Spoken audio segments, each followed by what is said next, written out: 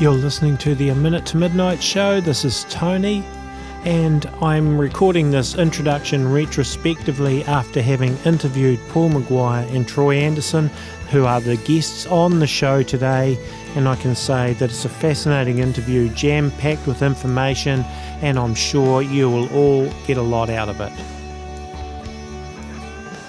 I'm glad to be able to welcome back to the A Minute to Midnight show Paul McGuire and Troy Anderson. It's a few weeks ago we had you two on the show and it was really well received and I thoroughly enjoyed it, so I'm really rapt to have you two back. So how are you doing there, Paul? Tony, it's great to be on your program again, and last time I thought it was a pretty intense interview, so we had a good time.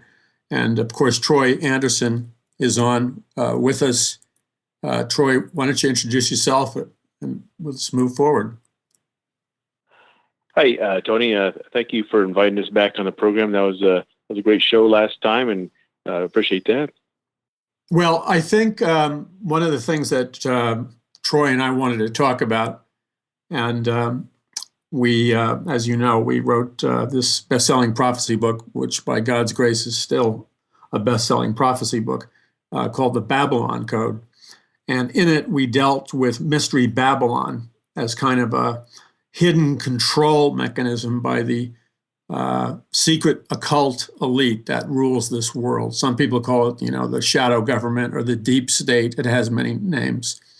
And the thing that has been concerning both of us a lot lately is the real acceleration of this Orwellian 1984 manipulation of truth, distortion of truth, manufacturing truth, and just flat out propaganda, scientific mind control, persuasion, social engineering, just in your face. It's like the Orwellian Big Brother fascist troops are moving forward. I've never seen anything like it in my life, and I see it all over the EU press. I read occasionally press in your area, Tony, and of course in the United States, it's ridiculous. And the thing that concerns me is all of this media manipulation, which is very funny that the mainstream media, which is owned by just 6 corporations, and those 6 corporations are owned by the globalists, they are the greatest promoters and creators of fake news on the planet. Yet they play this little 1984 Orwellian game where they call anybody that doesn't agree with their perspective, they call those people fake news. And of course, fake news is always people with a Christian belief or a Bible prophecy belief, or in certain cases, a conservative belief.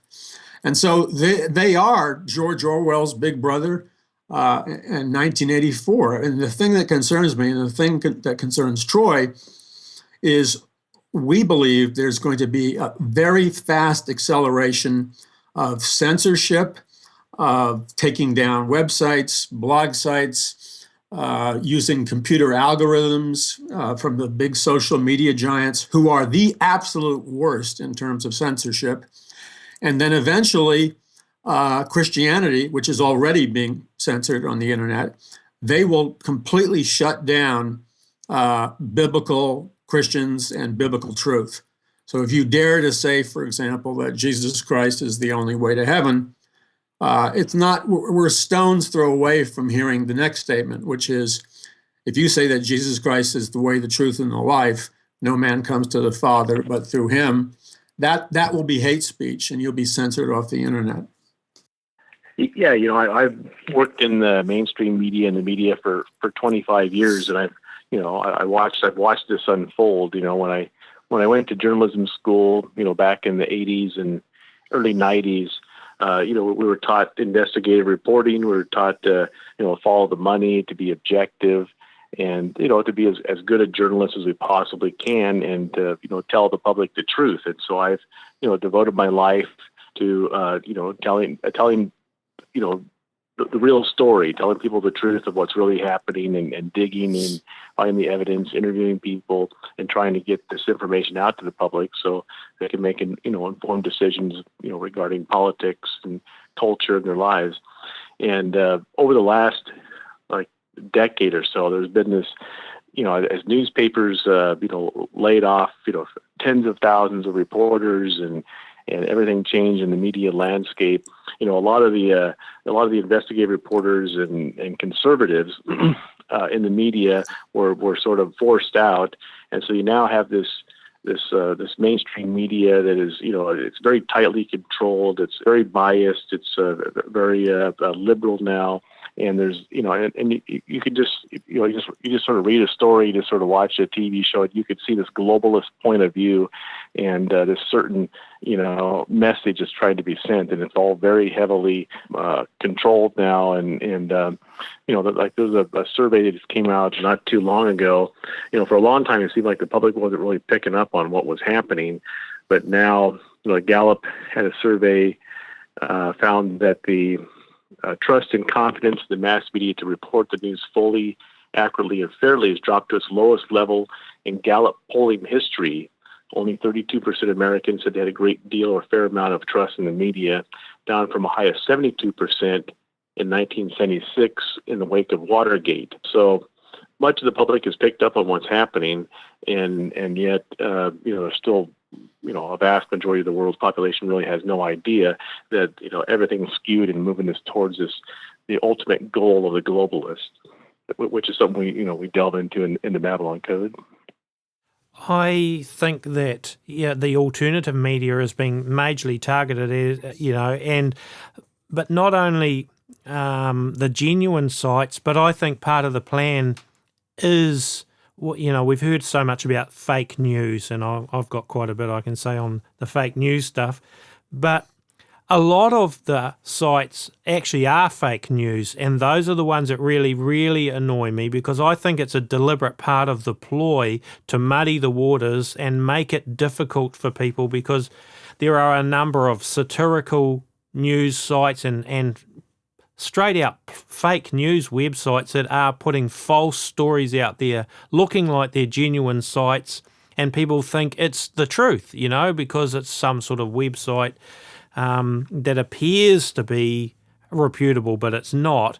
And it's a deliberate plan to muddy the waters, so you'll hear some story about Donald Trump that is, supposedly quotes something from Fox News or whatever, and it's a fake quote, but people buy it and think it's the truth. And I have a suspicion that those websites are probably funded and run by the globalists as a deliberate ploy to destroy the truth. Well, Tony, I agree with you, because the most dangerous thing, first of all, this entire global strategy of manipulating people's minds and this strategy of calling stuff fake news is highly orchestrated. It goes back to the days of the Fabian socialist H.G. Wells, the science fiction author, Aldous Huxley, who wrote Brave New World, and he coined the term the scientific dictatorship, and others. So these were high-level intellectuals who mapped out a plan for a new world order. And the thing that Huxley said, and we discussed the roots of this in the Babylon Code, because this really goes all the way back to ancient Babylon.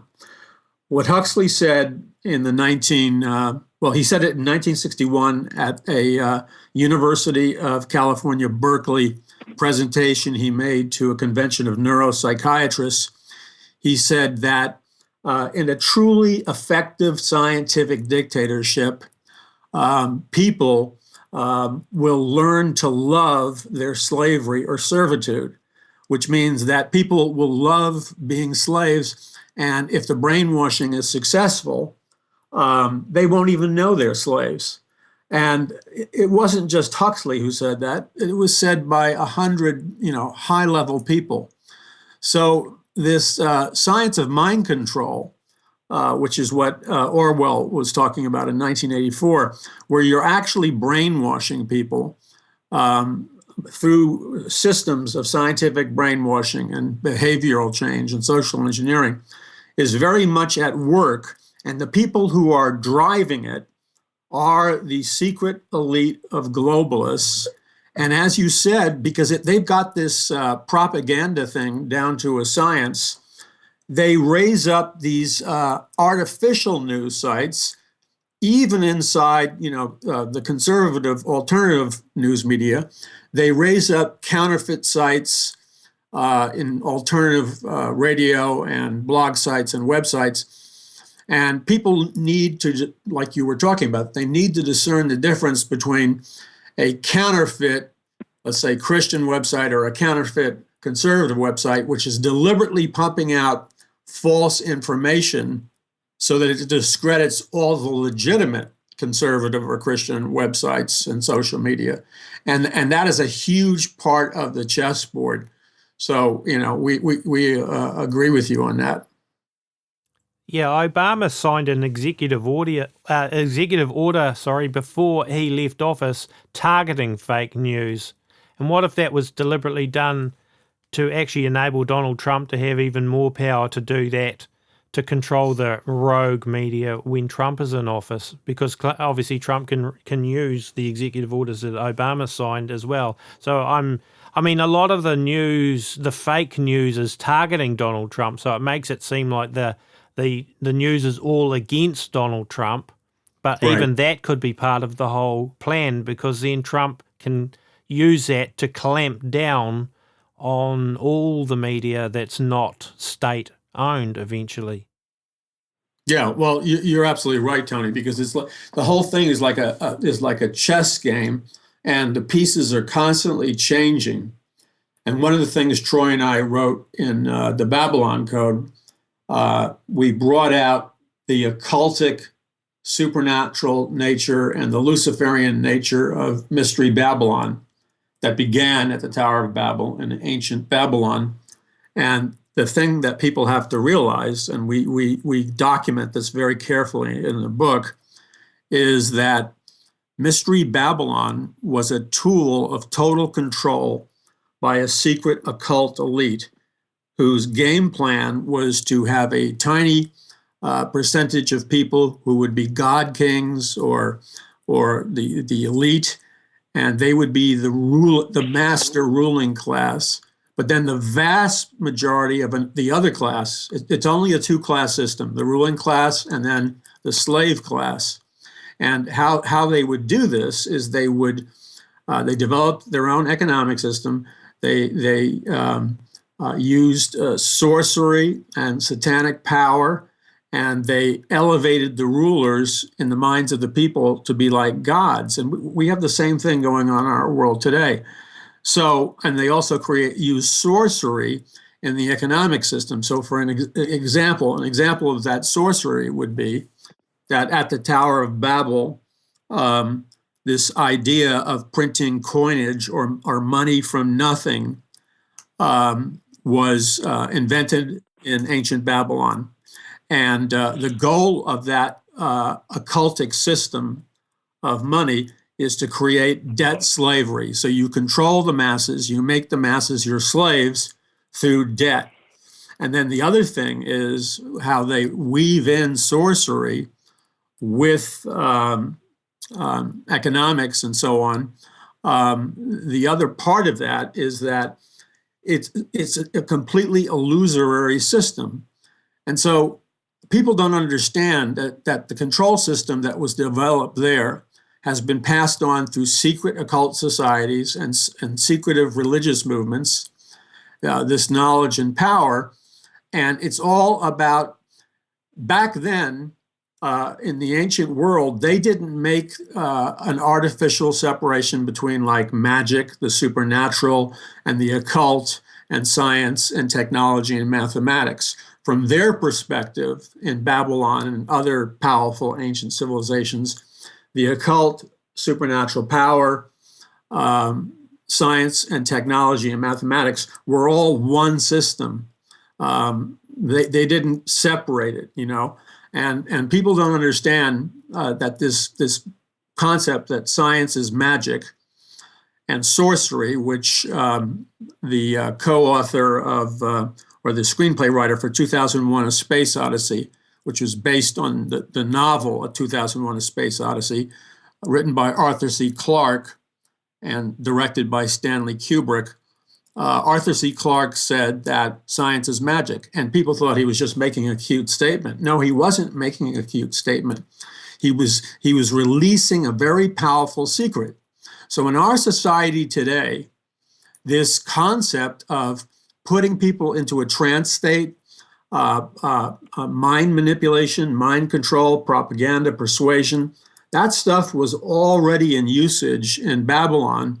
And today, they simply merged it with technology. So it's not just what we're watching consciously or what we think we're viewing or reading or seeing through our rational minds. The real, more powerful mind control programming is coming at us through the subconscious.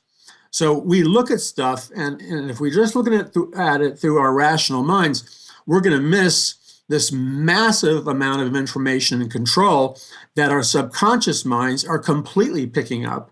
And these people understand how to do that. And they are changing our society. And, the purpose of Mystery Babylon was to bring about a one world government, a one world economic system, and a one world religion. And that's exactly what the globalists want today. And so any media, any person, any writer, any talk show host or whatever who dares to go against the one world economic system, the one world government, and the one world religion is attacked and demonized and ridiculed, because that's their way of controlling the masses. Very good point. Troy, how do you find then, when you're interviewing people and writing articles and things, how do you discern the truth from error, so that you actually know that what you're hearing and using as information is factual? Well, I mean, it's a process, of using discernment and your best judgment, and fact checking, making sure that everything you put in the story is verifiable and backed up by credible sources. That's sort of the criteria I go through. I write for Reuters and I write for Newsmax and different media outlets and publications. And going back to what Paul was saying, if you have teenage children, you'll be aware of this. Is that if you try to take away their phones, they've developed this like massive addiction to the phone. And so I wondered about that. I go, like, why do these kids they go into like DTs if you take away their phone?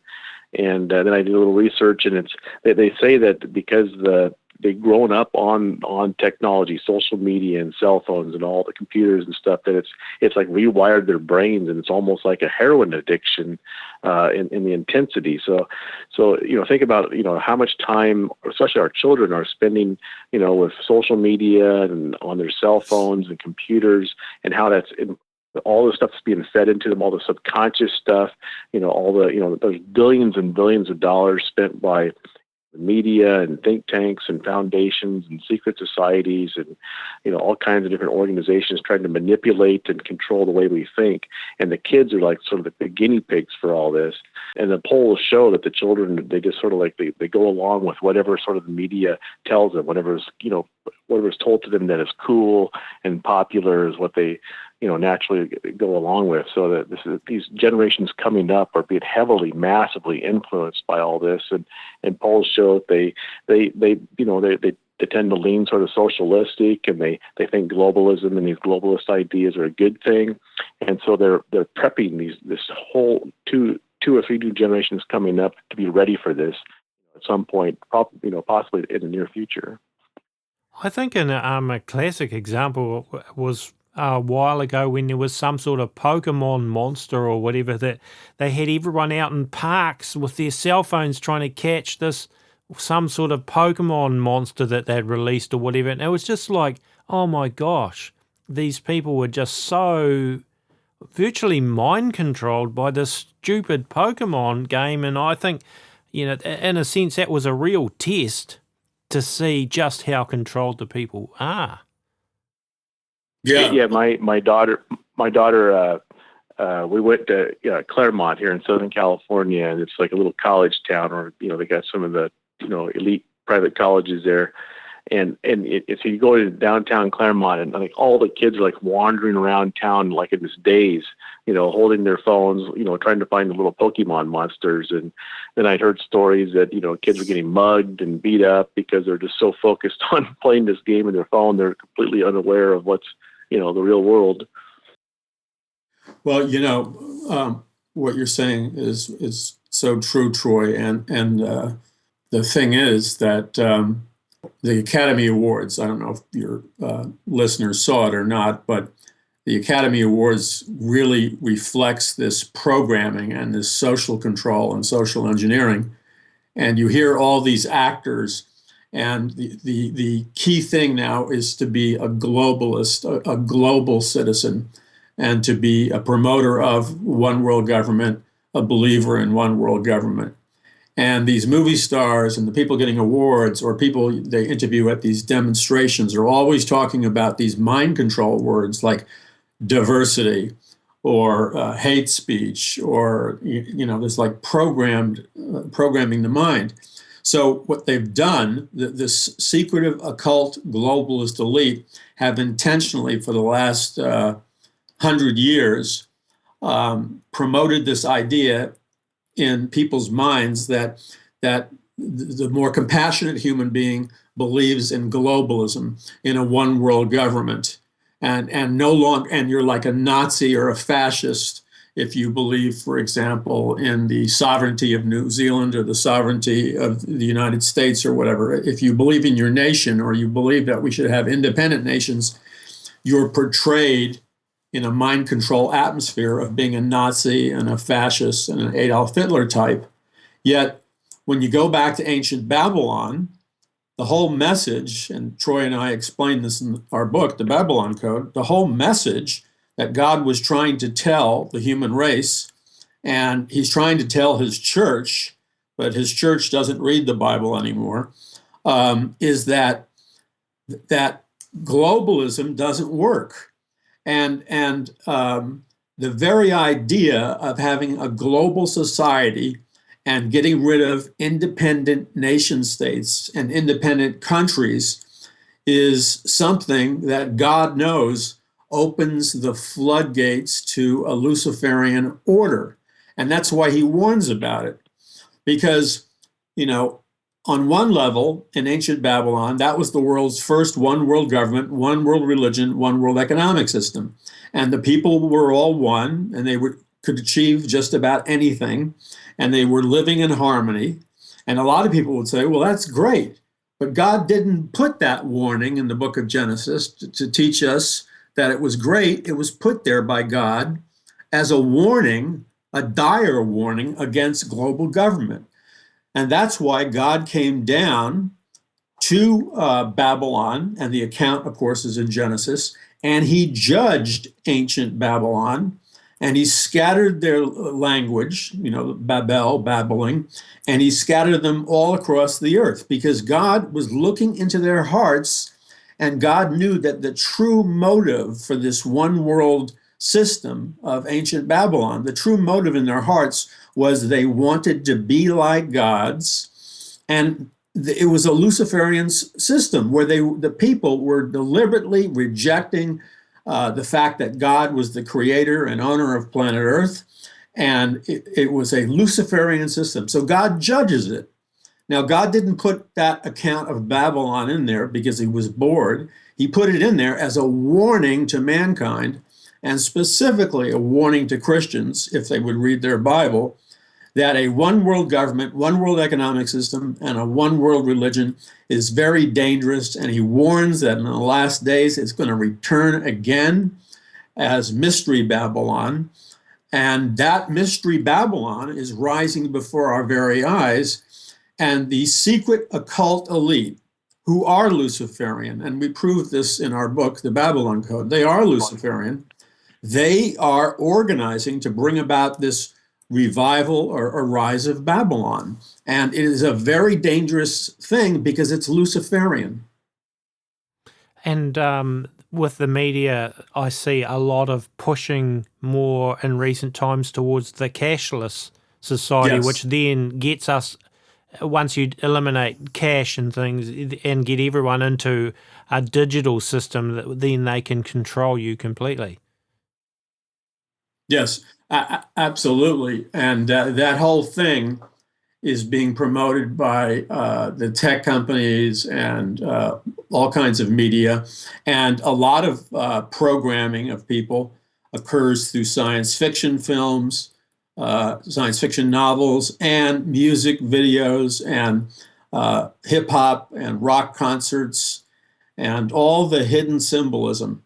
You know, I was watching this science fiction film called Arrival, and the whole movie was embedded with some subconscious symbols of globalism and all kinds of things. And just about every Hollywood movie I see that's a big budget movie, when it comes to science fiction movies, especially, they're programming the young people for globalism. And then, Tony, as you know, in the music industry, whether it's hip hop or rock or whatever, I mean, the Illuminati symbolism, the Luciferian symbolism is so in your face if you know how to recognize the symbols. And it's all programming people to reject the Christian order, the biblical belief system, and to begin to be desensitized and embrace Luciferianism, the occult, New Age, and mysticism.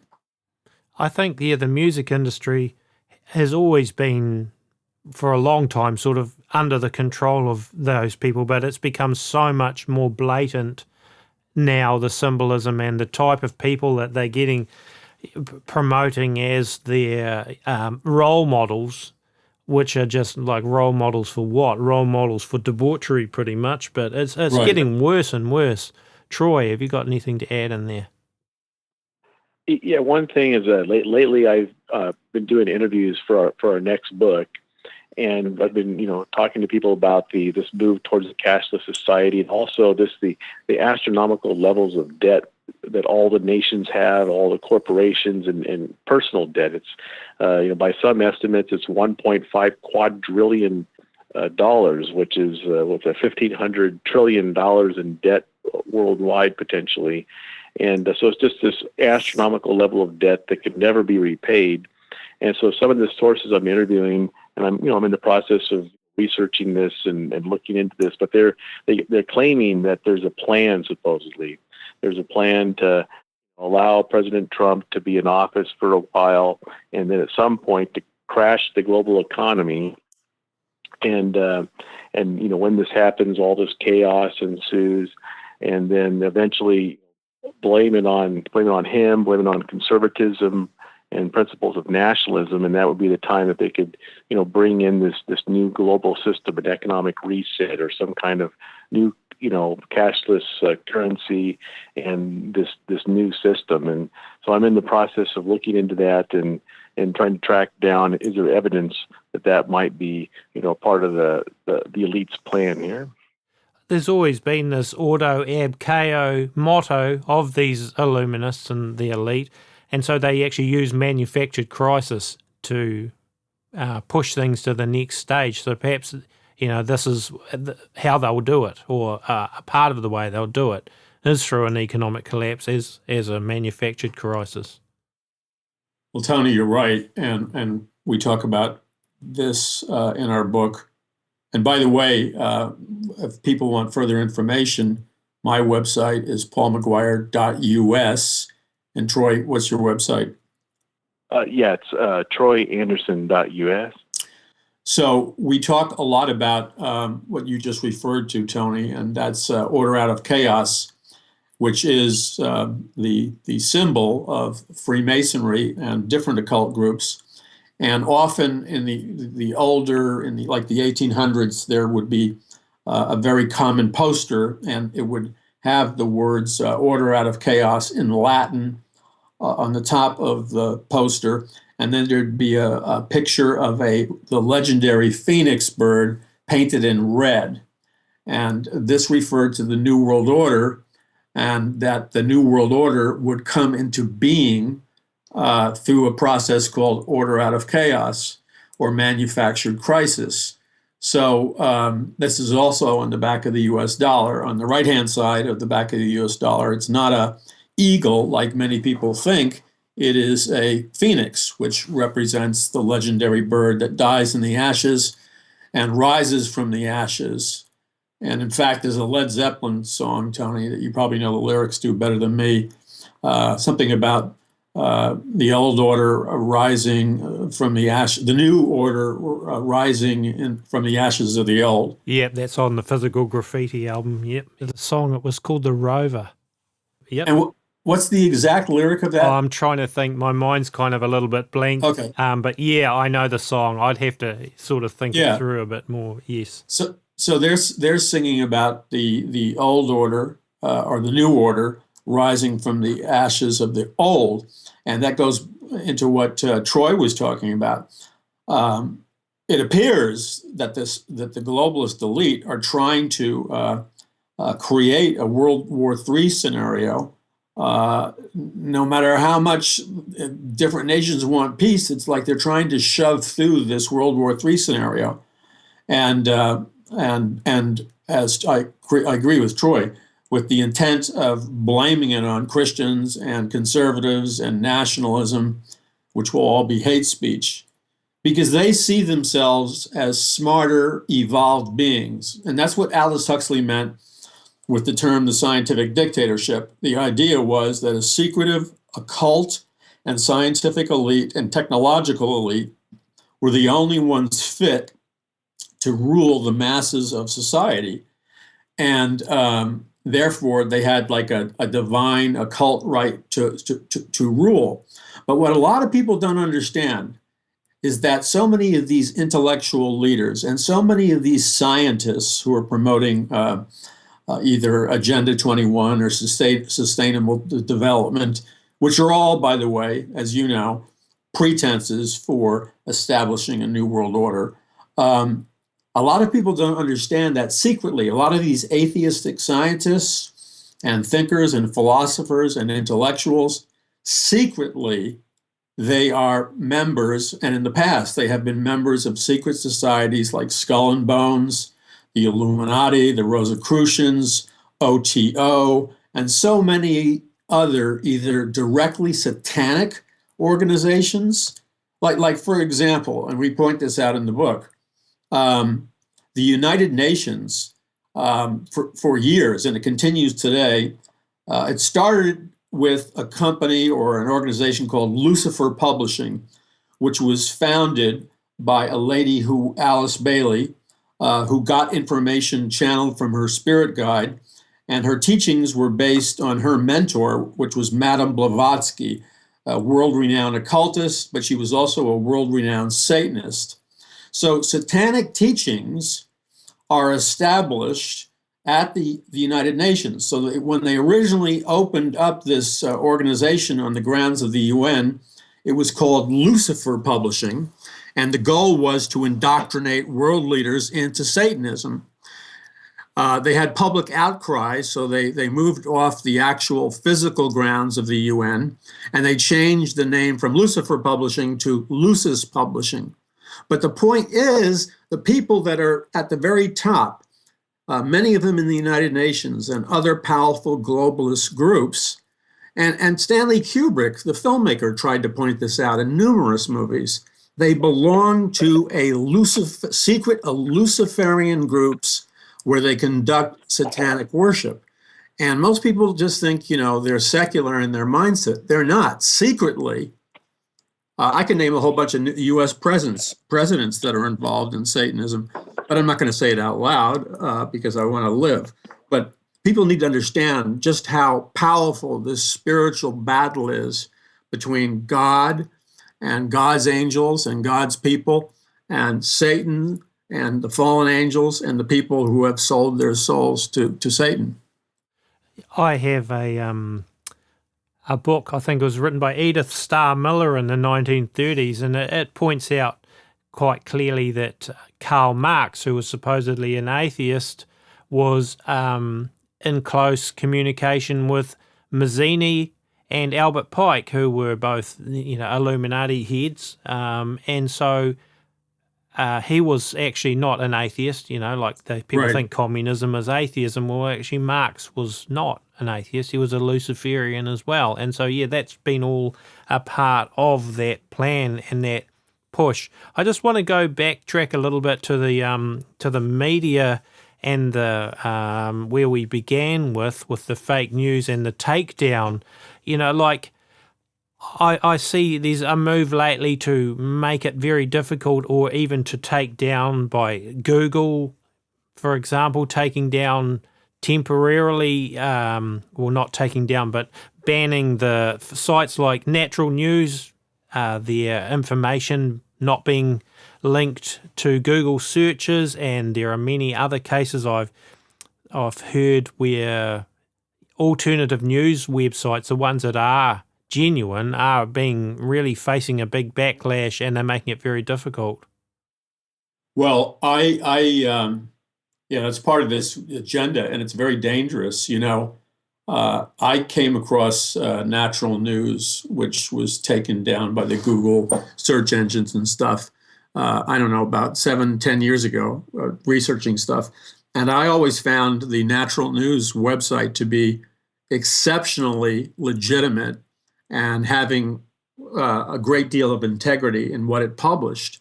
So for them to take down Natural News through Google and other social media giants just shows you how corrupt and fascist these social media companies are, these tech giants are, because Natural News is by no means a flaky or a lying or it's a totally credible website. And it just exposes how evil the other side is. It's not like it's a questionable website. Natural News is perhaps one of the best alternative sites out there. Taking into consideration, sort of the rising public consciousness of what's sort of happening here. If you just sort of look back maybe a year and a half, 2 years ago, much of the public, really had no idea the things we're talking about now. But just in the last year and a half, it seems like a lot of people have become aware of this, especially with President Trump. He came out and talked about, he made globalism a big campaign issue.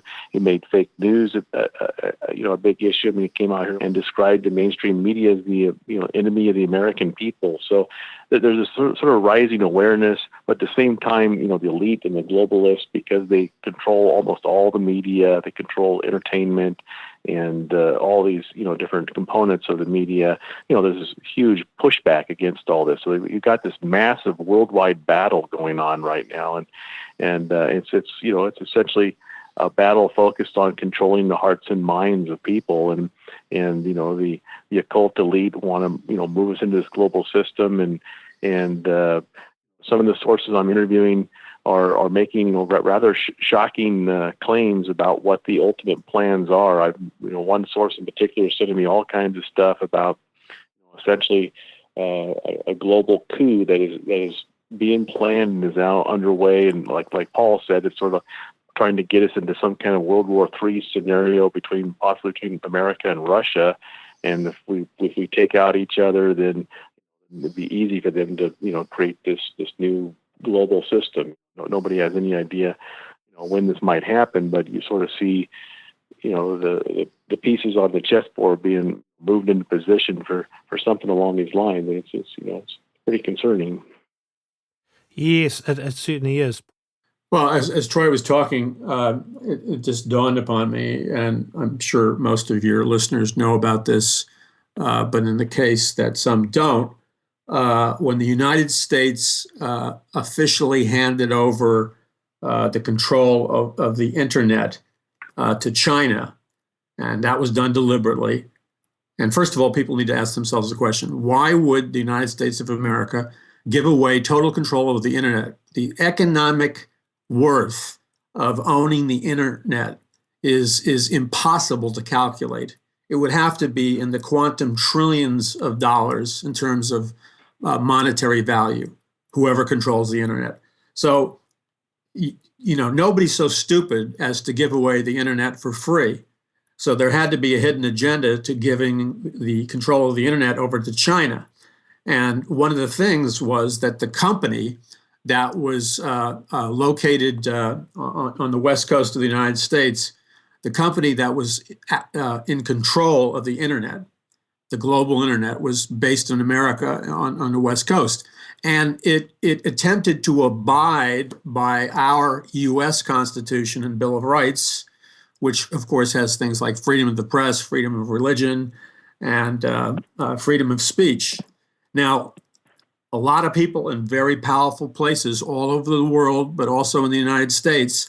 And by the way, almost every tech giant was behind giving away the internet for free. So that tells you who really owns the tech giants and the social media giants. So we give it to China, and with China is a dictatorship. They have, total control over their internet. And so now all kinds of censorship is going on and increasing on the internet. And total control and dictatorial control of the internet is now happening because China is in control of it. I observed firsthand in the immediate week and weeks after, and it continues on, after China got control of the internet, all of a sudden, when I would click to a link of a news story that would be, of a conservative opinion or an anti-globalist opinion, or perhaps a Christian opinion, whenever I would click these links for a news site, a blog site, or whatever, or a picture or a video, bam, I get a strange error message, an error message like I never got in my entire life. And this continues on. You'll click, a news story will be posted, let's say on Drudge Report or something, and then you click and maybe you'll get to the actual page, or if you get to the front page, you can't get to the page which has the article. So this is fascist censorship of the internet. This is the beginning of a takedown of freedom. And it can go even with the calling of the mainstream media fake news, because we know a lot of it is fake news, but getting the public to distrust the mainstream media and distrust the alternative media as well, because you can't be sure what's genuine. Then what is the ultimate goal in the end of that? Does it then become like a Soviet Union style and China style, where the state controls the media completely because it's the only reliable source, I think that absolutely 100%, you have told it like it is. That's where it's going. It'll be a happy, smiling face. It'll pretend to be genuine. It'll pretend to be telling the truth, but it will be a global state controlling all information, all content. No, it will not be free at all. It will pretend to be free, but it will not be free. It'll be total propaganda. Lindley Ours interviewed Paul Begley a while ago, and he said that he'd been visited by, I can't remember if it was CIA or NSA agents on several occasions, and basically... do you know about that, Troy? NSA, I listened to the interview. Yeah, well, that was, the fact that he came out and said that, and said what they had basically told him, I believe that was, I'm not targeting Paul Begley for doing this, but the reason that they allowed him to do that was to put the fear into people like you guys and me and go, oh, we better be careful what we're doing because we're being watched and we're on some sort of a blacklist. So, pipe down, boys, because otherwise, you're a target. And so that was, I think, again, deliberate, that he was allowed to come out with that information. And that's not to decry Paul, but the fact that, he was put in the position where they obviously didn't mind him coming out in public and saying that they'd visited him and, well, basically threatened him. And so that, again, is another strategy, I think, to try and shut us down.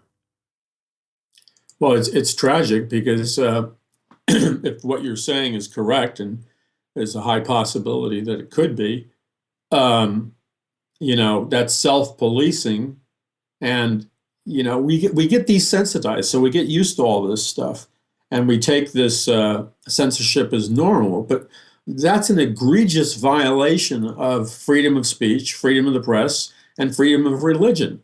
And if we have to be terrified of government agents coming to people who do Facebooks or blog sites or whatever, just because they publish non-politically correct viewpoints, that's like living in Nazi Germany, or it's like living under communist Russia with the former KGB, when they would drag people off to mental hospitals and brutally drug them and confine them for a lifetime, not because their diagnosis of insanity was based on their politics. I mean, if that's what's happening, and I'm hearing a lot of reports that it is, our world is no longer free. I mean, if we have to look over our shoulders because some government spy or agent is going to threaten to kill us or something because we don't we disagree about global warming or whatever the heck the problem is, that this is brutal totalitarianism.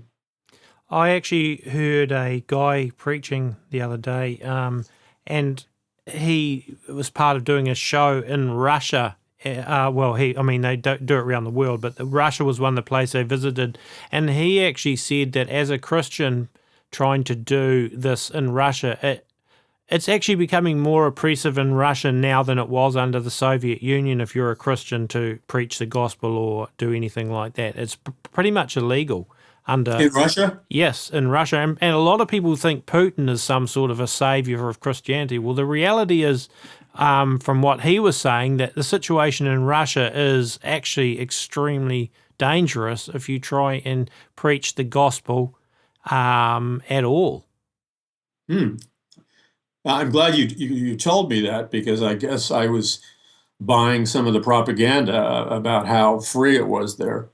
No, apparently it's actually the people thought when the Soviet Union collapsed that they took the freedom for granted, that they could, be free to do whatever and preach whatever and believe whatever, but it's been clamped down upon more and more apparently, and it's illegal to even have a prayer meeting in your neighbor's house.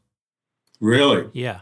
So, but the tragedy is, the thing that frightens me the most is we're not that far away. I mean, we're a heartbeat away from that in the United States.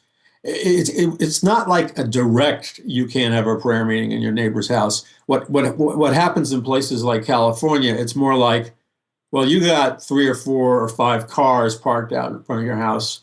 Then it becomes some community issue, and then it has to be shut down by the police, but because you're having a prayer meeting on a regular basis, and neighbors complain. So they can be sneaky about it, but the outcome is the same. They shut it down. They make it illegal. Yeah. Troy, have you got anything to add in there? Tony, did you hear any kind of update on what happened with Bagley? Did he report that to anybody, or did he follow up on that whole situation or anything, the latest? Or? No, I've not actually heard any more than that. I should probably contact Lynn Liars or Paul and ask them. But yeah, that's a little while ago, so I've not actually heard any updates on it. Well, I guess one thing that came to mind was, just like Paul mentioned, he, under the impression that things might be a little more free in Russia than you thought, and you fall for the propaganda. I mean, this is one thing people should be aware of, is that there's, the propaganda and the mind control is so sophisticated that, it's very complicated. It's very nuanced. It can be very subtle, and you really have to just, use your best discernment and pray for the Lord to sort of, guide you, because it can be highly complicated, and the Bible talks about great deception and falling away in the last days, and this is almost certainly part of it. Well, also regarding what Troy just said, I don't know if the situation is similar in New Zealand. I would suppose it was, but in America we have like 2 types of people. And we have like 2 types of Christians also. So we have like 2 types of like ordinary people, and we have 2 types of Christians. One group is like in a trance state. They're clueless. They never question anything. They believe everything the mainstream media tells them, and they just shut down. They shut down their minds from asking any questions, being analytical, or actually thinking. And the sad thing is that two categories of people exist in the Christian community. And in the Christian community in America, it's about 70% of evangelical Christians. They shut down their minds. They only accept official story. They're like in a trance state. And then you have the other group of people who question what they see. They analyze what they see. They examine the nuances. They're awake mentally. And that's what people have to do. But it's really tragic when people who claim to be Christians are walking around in the same dazed trance state as non-Christians, because it means they're not thinking. And God gave us the mind of Christ. We're supposed to renew our minds with the Word of God. And a true Christian is supposed to evaluate everything through a biblical worldview, ask questions, not just believe everything that's told to them. And actually, well, looking at it from an outside perspective, being here in New Zealand and looking at what's happening in America amongst Christians, it's become, in many circles, almost sacrilegious if you question Donald Trump. If you question that God hasn't given us a reprieve, and that Donald Trump's God's anointed man, it's sort of like he's been raised to this sort of status that you almost can't question him amongst many Christians. And to me, that is an enormously dangerous position to have, because I know I'm not coming out as pro-Trump or anti-Trump here. I'm just stating a fact that if you cannot even question him, then I'm afraid people are in that deep state themselves of deception. Well, you're right. And, regarding Donald Trump and any particular politician, it's very dangerous, and we've seen it in history, whenever a people worship their political leaders like a messiah or like a godlike prophet figure. And for Christians, it's that they need to do what you said, suggested, which is always question, always think through things, because the potential for being manipulated and controlled could happen through a Donald Trump administration just as easily as through a so-called liberal administration, where Christians are all suspicious of a liberal president or a liberal administration, but they could just as easily be seduced, if they're not careful, from a conservative administration or politician. That's excellent. So can you guys give your websites to our listeners again, Paul? Sure. My website is paulmcguire.us, and tons of information on the Babylon Code and free videos and all kinds of things if people visit. And Troy? Yeah. My website's troyanderson.us. And if people are interested in ordering the Babylon Code, they can also go to our publisher's website. It's faithwords.com/Babylon Code. Okay, so we're getting pretty short on time now. Have you guys got any other points that you want to bring out before we wrap up? Well, just one short point, and that is, if for those people who are Christians, they have a responsibility to walk in the Holy Spirit, which is the Spirit of truth. And that comes from renewing your mind. And that means using your God-given reason, analytical skills, question things. Just don't succumb to a trance state. That's not pleasing to the Lord. And so that would be kind of an exhortation or a recommendation I would have for people. Yeah, the best thing I find is, just set aside time each morning or evening to, spend time reading the Bible. Like right now, I'm going through the whole Bible, but, in 4 different sections. Like I'm reading Exodus, I'm reading Psalms, reading Ezekiel, and then reading John. So you can sort of, if you mix it up, rather than just starting at the beginning of the Bible and try to read all the way through, if you read a couple chapters in 4 different places, it's an easier way to go through the Bible. And God's Word is amazing. It's living, and it sort of reprograms your mind. Binds you to the mind of Christ, and you learn all these things revealed to you. It's just a amazing way to grow and mature in the Lord.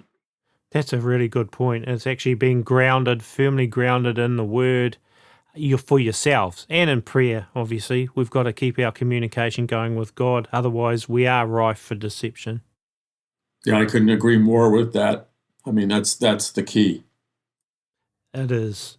Hey, guys, I've thoroughly enjoyed this interview, and there's a lot of food for thought. I hope our listeners will actually take it on board, and I'm sure many of them are awake. But if they know people that aren't, perhaps they should share this with those people so that they can help other people to wake up to the truth of what's going on. And we'll look forward to your next book coming out, and anything else that you're doing following up with the Babylon Code. Well, thank you. And we do have another book coming out, and we have some feature film projects that we're working on. So we'll keep you updated on that. And we thank you for having us on. Say hi to everybody in New Zealand, and pray for us in America, because we're kind of messing things up. Yeah, who isn't though? Yes, New Zealand seems like a safe place at the moment, but gosh, is anywhere really safe? So thank you guys. It's been a pleasure having you on, and I will definitely want to get you back soon with updates, like you say, on what's happening with the feature film. And I mean, there's a lot of other topics we could cover as well. This has been a fascinating discussion. So thank you, Paul, and thank you, Troy, for being on the A Minute to Midnight show. Thank you, Tony. Thanks a lot, Tony. Folks, you can find all of our A Minute to Midnight interviews on our website, and also articles. Our website is aminutetomidnight.com. That's midnight spelled MIDNITE. We put our shows out as videos on YouTube. We also put them out as audio-only podcasts on iTunes and on our website, and you can actually find links to all the formats on the A Minute to Midnight website. And we do run this by donations. There is a donation button on our website, and we really appreciate those people that do help us out through donations. It's a real blessing to us, so thank you to those people that help that way. We also have an A Minute to Midnight Facebook group, which you're welcome to join. Brooke Ardoin, Joni Stahl, and myself are all part of the group, and we all contribute to it, so you're welcome to join that if you want. And also I write, record and play all the music that you find in our shows, and you can find royalty-free music of mine and sound effects packs at rockshoresounds.com, and there's a link to that on the A Minute to Midnight website as well. Anyway, that's about it for today. We will catch you in our next show. So until then, this is Tony signing off.